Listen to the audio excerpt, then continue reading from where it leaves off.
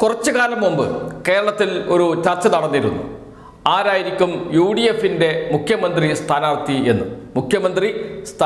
എന്ന് പലരുടെയും പേരുകൾ ഉയർന്നു വന്നിരുന്നു.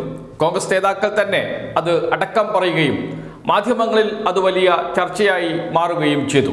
ആരൊക്കെയായിരിക്കും മുഖ്യമന്ത്രി സ്ഥാനാർത്ഥി?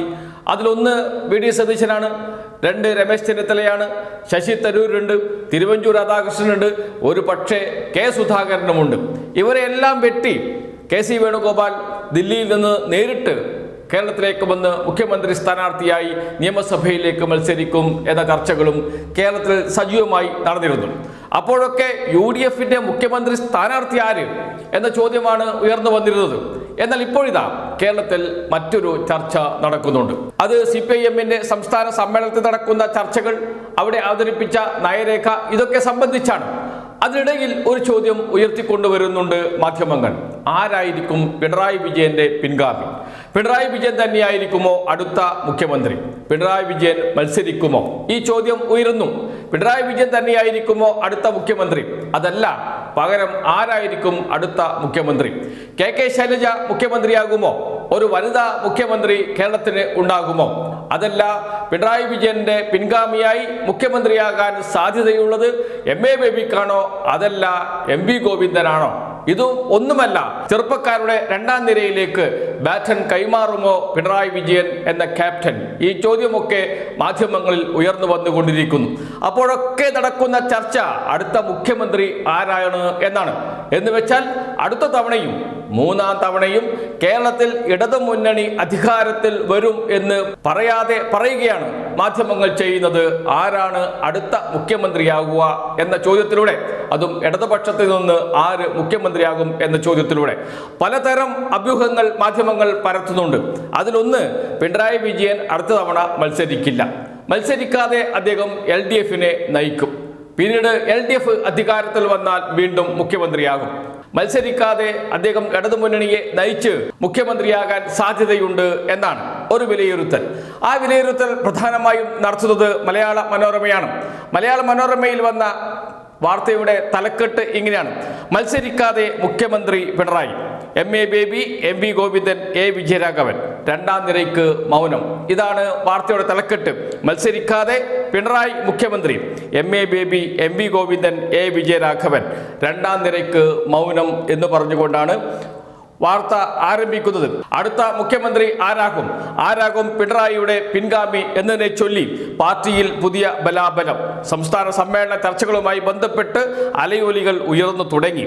പുതിയ നേതൃത്വം ഇവിടെ തിരഞ്ഞെടുക്കപ്പെടാനുള്ള സാഹചര്യമില്ലെങ്കിലും സമ്മേളന ചർച്ചകൾ ഭാവി തീരുമാനങ്ങളെ സ്വാധീനിക്കും. ക്യാപ്റ്റൻ വിവാദം ഉടനെങ്ങും കെട്ടടങ്ങില്ലെന്നാണ് ഇത് വ്യക്തമാക്കുന്നത്. പിണറായിയല്ല, കൂട്ടായ നേതൃത്വമാകും നിയമസഭാ തെരഞ്ഞെടുപ്പിൽ പാർട്ടിയെ നയിക്കുക എന്ന് സമ്മേളനത്തിന് തൊട്ടു മുൻപ് മനോരമയ്ക്ക് നൽകിയ അഭിമുഖത്തിൽ സംസ്ഥാന സെക്രട്ടറി MV ഗോവിന്ദൻ തുറന്നു പറഞ്ഞതോടെയാണ് പകരം ആര് എന്ന ചോദ്യം ചർച്ചയായത്. പിണറായി മത്സരിക്കുമോ എന്ന് പോലും തീരുമാനിച്ചില്ലെന്ന് കഴിഞ്ഞ ദിവസം അദ്ദേഹം ആവർത്തിച്ചു.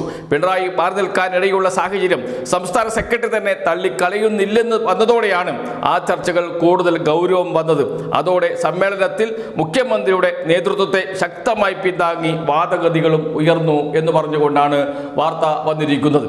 നേരെ മറിച്ച് 24 ന്യൂസ് ചർച്ച ചെയ്യുന്നത് KK ശൈലജ ടീച്ചർ മുഖ്യമന്ത്രിയാകുമോ എന്നതാണ്. കേരളത്തിന്റെ ആദ്യ വനിതാ മുഖ്യമന്ത്രി KK ശൈലജ ടീച്ചർ ആകുമോ?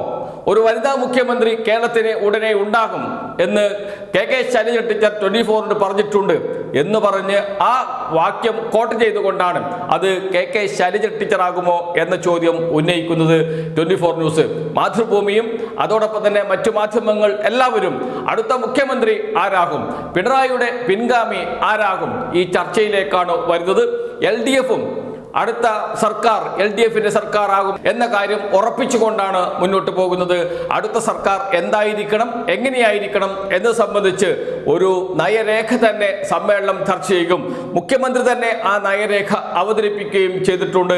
അതേക്കുറിച്ചുള്ള ചർച്ചകൾ സമ്മേളനത്തിൽ നടന്നു. അതോടൊപ്പം തന്നെ കേരളത്തിലും നടന്നുകൊണ്ടിരിക്കുന്നു. ആ അലയൊലികൾ ഇനിയും ഉണ്ടാകും. ഈ നയരേഖയെ മുന്നിൽ വെച്ചുകൊണ്ട് ഇനിയും വിവിധ തലത്തിൽ ചർച്ചകൾ നടക്കും. സംസ്ഥാന തലത്തിലും ജില്ലാ തലത്തിലും അതോടൊപ്പം തന്നെ വിവിധ വിഷയങ്ങളെ അധികരിച്ചുമുള്ള ചർച്ചകളും ആ ചർച്ചകളുടെ ക്രോഡീകരണവും ഉണ്ടാകും. അതെല്ലാം അടുത്ത സർക്കാർ എങ്ങനെയായിരിക്കും എന്നതിൻ്റെ അടിസ്ഥാനമായിരിക്കും എന്ന കാര്യത്തിൽ സംശയമേ ഇല്ല. അതിനുവേണ്ടിയാണ് നയരേഖ മുഖ്യമന്ത്രി തന്നെ അവതരിപ്പിച്ചത്. മുഖ്യമന്ത്രി തന്നെ നയരേഖ അവതരിപ്പിച്ചത് കൊണ്ട് തന്നെ അടുത്ത തവണയും മുഖ്യമന്ത്രി പിണറായി വിജയൻ തന്നെ ആയിരിക്കും എന്ന ചർച്ചകളും സജീവമായി നടക്കുന്നുണ്ട്. മറ്റു മാധ്യമങ്ങളെല്ലാം അത്തരം ചർച്ചകളിലേക്ക് കാര്യങ്ങൾ കൊണ്ടുപോകുന്നുണ്ട്. എന്ന് വെച്ചാൽ ഒരു കാര്യം ഉറപ്പിച്ച് പറയാൻ കഴിയും, അടുത്ത തവണയും ആരാണ് അധികാരത്തിൽ വരിക, 2026 ഏത് മുന്നണിയായിരിക്കും അധികാരത്തിൽ വരിക, വളരെയധികം സാധ്യത LDF-നാണ് എന്നാണ് ഈ മാധ്യമങ്ങളെല്ലാം പറഞ്ഞു വെക്കുന്നത്. UDF-ൽ അന്തചിത്രമുണ്ട്, UDF-ൽ ഐക്യമില്ല, മുഖ്യമന്ത്രി സ്ഥാനാർത്ഥിയാകാൻ തമ്മിലടിയാണ്, ഘടകകക്ഷികൾ തമ്മിൽ ഐക്യമില്ല തുടങ്ങിയ ചർച്ചകൾ കഴിഞ്ഞ ദിവസങ്ങളിൽ നടന്നിരുന്നു. അതുതന്നെയാണ് UDF-ന് 2026 നിയമസഭാ തെരഞ്ഞെടുപ്പിൽ വലിയ പരാജയം ഉണ്ടാകുമെന്നതിൻ്റെ സൂചന. അതെല്ലാം കണക്കിലെടുത്തുകൊണ്ടാണ് അടുത്ത തവണ UDF അധികാരത്തിൽ വരാൻ യാതൊരു സാധ്യതയുമില്ല എന്നും LDF-ന് തന്നെയാണ് സാധ്യത എന്നും കേരളത്തിലെ മാധ്യമങ്ങൾ പറഞ്ഞു വെക്കുന്നത്. അതുകൊണ്ട് തന്നെയാണ് ആരായിരിക്കും പിണറായിയുടെ പിൻഗാമി, അതല്ല പിണറായി തന്നെ മുഖ്യമന്ത്രിയാകുമോ എന്ന ചർച്ചകൾ മാധ്യമങ്ങൾ ആരംഭിച്ചത്.